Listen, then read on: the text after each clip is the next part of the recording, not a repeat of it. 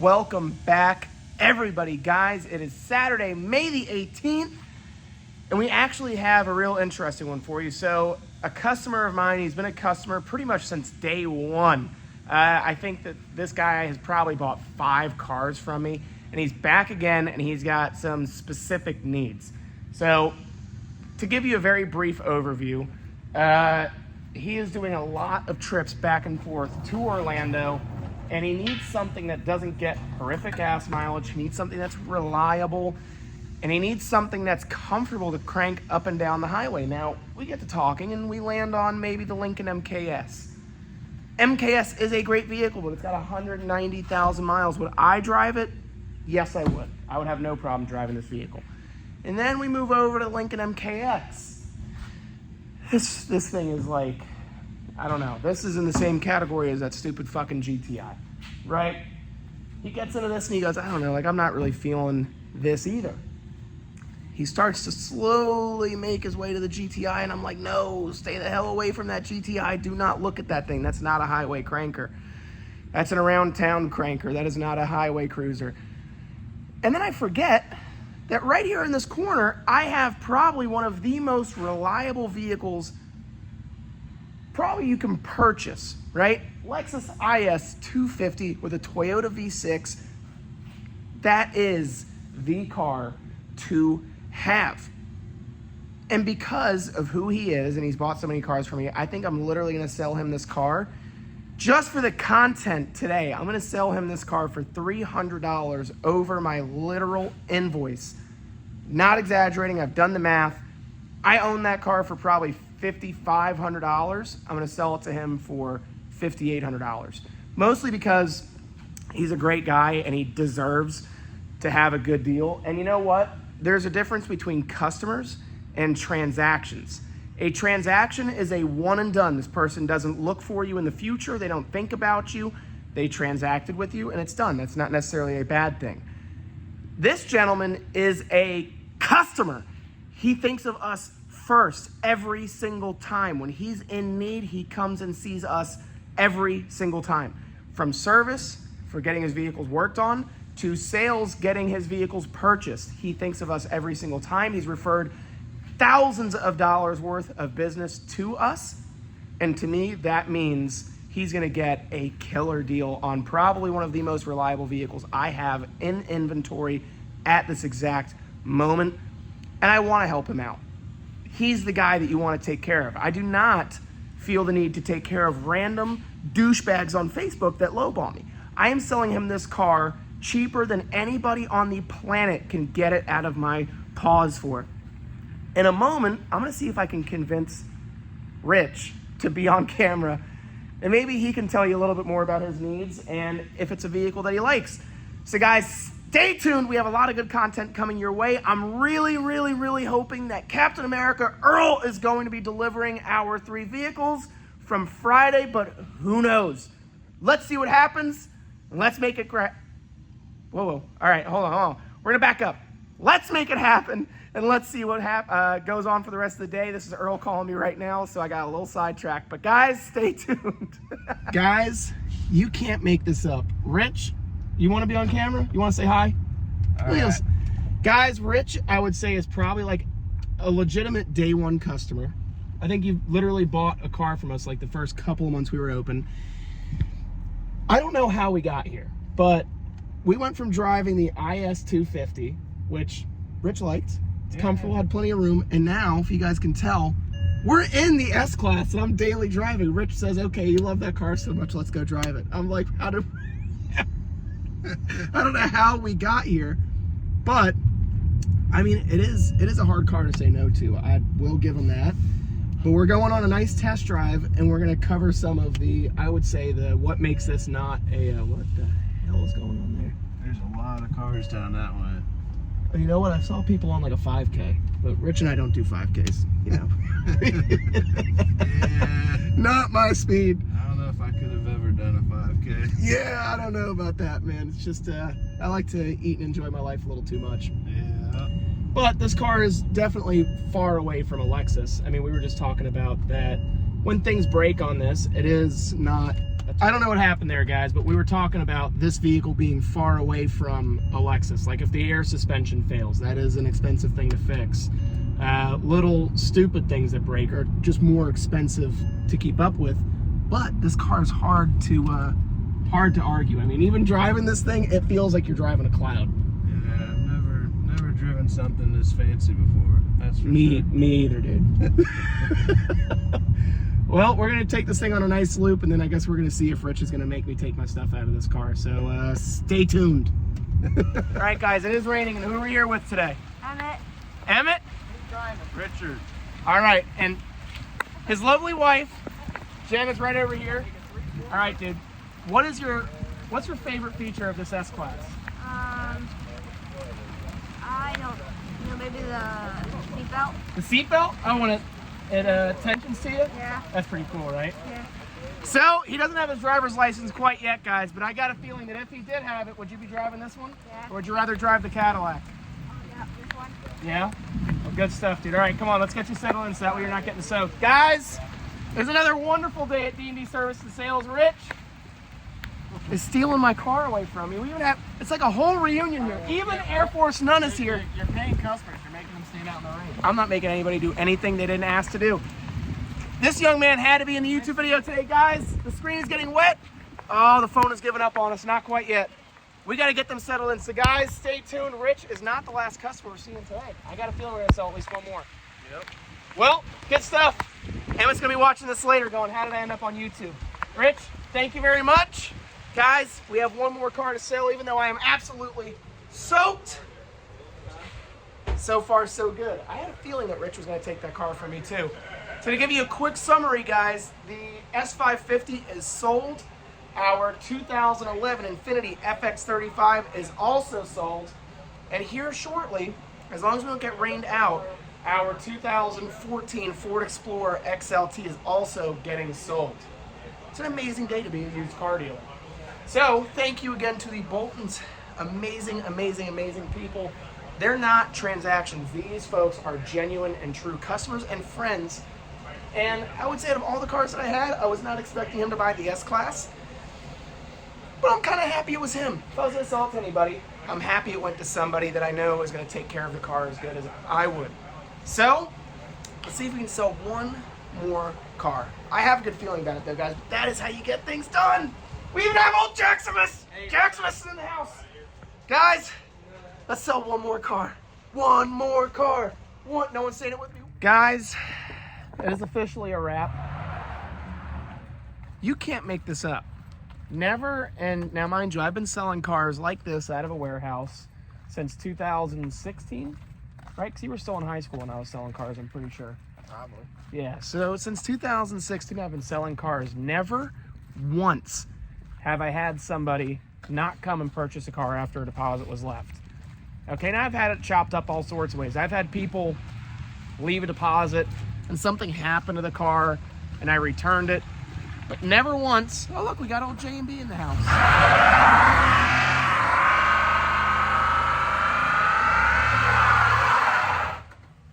All right. Brand new tires. Brand new tires, baby. Anyway, I've had things happen to the car after the fact. You have to give the money back. But I've never had somebody just not show up, right? Especially after being fully committed. Prime example. Yeah, prime example number one. And they are number two. parked right next to each other, guys. Example number two. Tell me how it is that in one working week, we had a customer leave a deposit that they forfeited on an Audi Q5. And we've contacted them multiple times. Yeah, gone ghost. And now, on our 2014 Ford Explorer, they left a $1,000 non-refundable deposit. We even revised our deposit form, by the way, specifically In big, bold letters. specifically for this Audi Q5. They signed the revised deposit form, and then they sent me a message, hey, we're not going to be able to buy the car. You know, things have changed, and we just don't want that car anymore. So we're going to come pick the deposit back up. What part of non-refundable, no exceptions whatsoever, vehicle must be paid for in full within 48 hours was not clear enough about this deposit? Like, guys, I know it probably sounds like I'm making this up. Hand to God, and anybody is my witness. They literally just told me, oh yeah, things changed. We don't need the car anymore. Thanks though. So here comes the hate mail again. Prime example of read paperwork before you sign it, guys. And I've said this once, and apparently once wasn't enough, so I'll say it again now. We are not selling cars to children. We are selling cars to grown adults with their own children. They pay their own bills, and they know what they're signing. And yet again, here we go with I want my money back. No, and no again. You leave a deposit at D&D Service and Sales, you better be 10,000% sure that you are buying that vehicle. Now, I will say this. If you leave a deposit for a vehicle and it is not in the same condition at the time that you left the deposit, I feel like that's fair, right? Like, let's say you leave a deposit. If the fault is on us, yeah, of course. Yeah, Obviously, you leave a deposit, now the car is running rough, or it's misfired, something. Or, what do you go decide to do? We nail a wall with it. Whatever. I totally understand that circumstance, and I would be right there with them.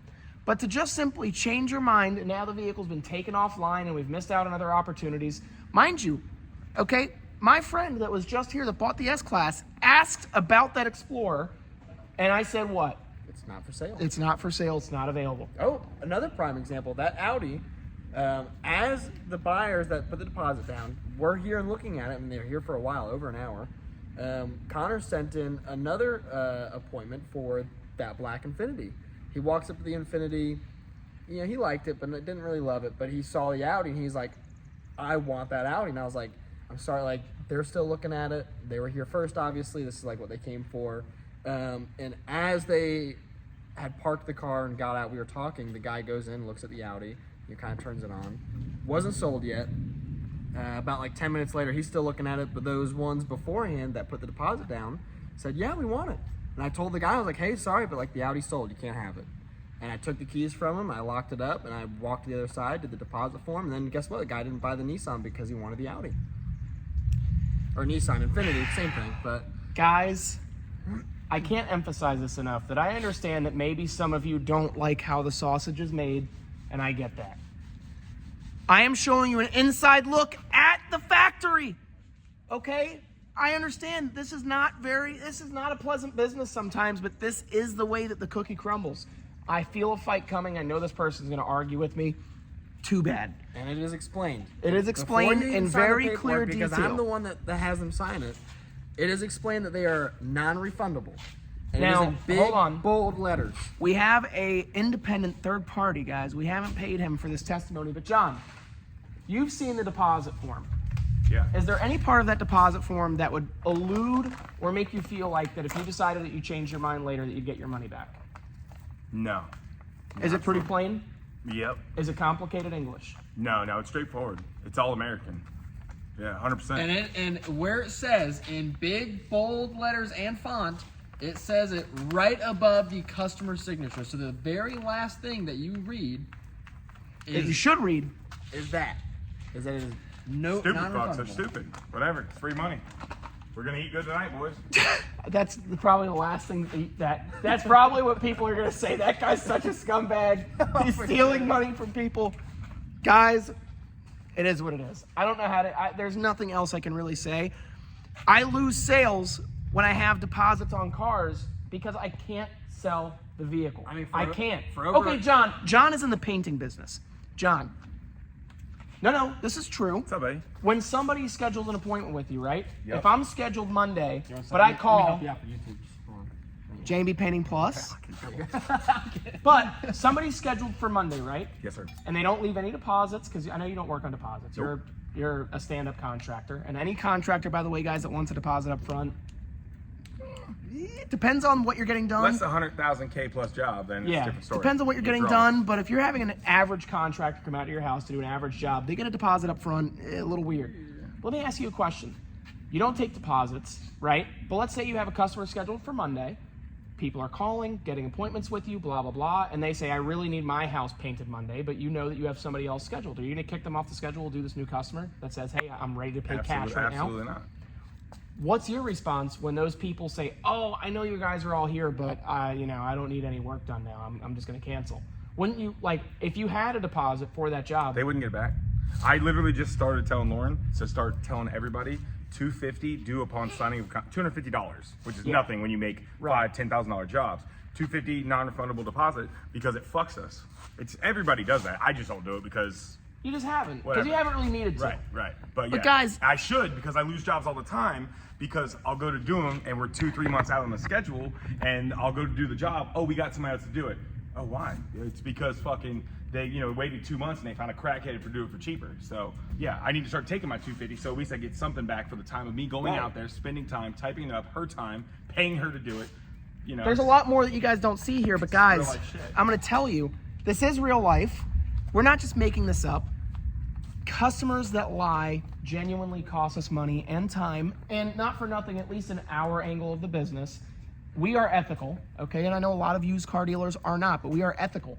If somebody comes up and I know they have cash money in their pocket right now to buy something that another customer left a deposit for, guess what? I can't sell them the car that somebody left a deposit for, because that's not an ethical way to do business. So you know what? If I lose out on business, you're losing out on your deposit if you choose not to purchase it. Plain and simple. I don't even know how we got here, guys. In the near, you know what, we're gonna round up because I've been doing this since 2016. It's 2 years away. In the near 10 years, damn near a decade of car sales, thousands of vehicles I have sold. Not one time have I had somebody forfeit a deposit. And now in 1 week, 7 days, it's happened twice. I don't want this. I want the car sold. Do you think I'd rather have $1,000 in my pocket or $9,000? Believe me, I'd rather have $9,000 for the total transaction of, say, something like that Ford Explorer. Guys, And you know what's funny? Is we used to, for at least 2 years, we didn't even take deposits for that reason because it was just a pain. Hey, and be careful Exactly. because that 9,000 you just said, like with like people in the community and my workers and stuff, they think when I do a $10,000 job, I make 10,000. Make sure you make note that $9,000 is not yours. Yeah, no, You're- 9,000 you of get- that. Yeah. You know how people are out there, especially on $9,000 on that Explorer quite literally represents $1,600 of profit. It's not much. But guys, with that being said, I think today's video is going to come to a conclusion. Thank you so much. Make car sales great again. Absolutely. Scott said that in one of the videos. Make car sales great again. Make the deals great again. Thank you for that one, Get us Scott. a better name for car salesmen because they got a bad one. Yeah, exactly. Guys, I appreciate each and every single one of you watching. We are almost to 1,200 subscribers at the time of this video, so thank you all for watching. Be well, stay safe, and John, you know exactly what I'm about to say. Ciao, baby. Ciao.